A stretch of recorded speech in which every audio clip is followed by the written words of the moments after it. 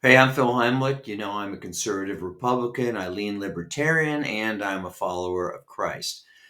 This podcast is called The Radical Middle. The problem with the abortion issue is that it produces ridiculous extremes because neither side will admit that there's any legitimacy to the other side's point of view. We're either characterized as accomplices to murder if we support legal abortion, or we're dictating what a woman can do with her body if we're pro choice. The pro choice folks are so focused on a woman's right to choose, they don't have any sense that it's a human being that's being aborted.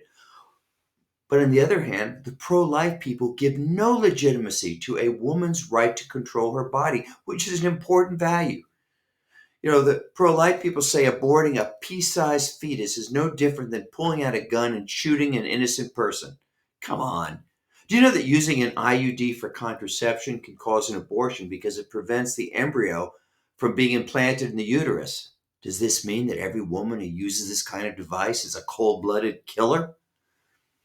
Shouldn't we admit that preserving life and controlling a woman's body are both legitimate values? The way I see it is we need to balance the right of the child to live versus the right of a woman to be free from the government controlling her body. Truth is, the formula that was set forth in the original Roe versus Wade decision actually makes pretty good sense. It balances these two values by saying prior to viability, in other words, until the fetus can live outside the womb, the woman's right to control her body takes precedence over the life of the fetus. But once the child can live outside the womb, roughly 22 to 24 weeks, the values flip and the right of the child to live takes precedence. Speaking of extremes, we don't want a situation where babies are being aborted at 7 or 8 months, but we also don't want to become some kind of police state where the cops are checking everybody's mail to look for abortion pills. Now, some states are arresting people just for advising a pregnant woman where she can get an abortion.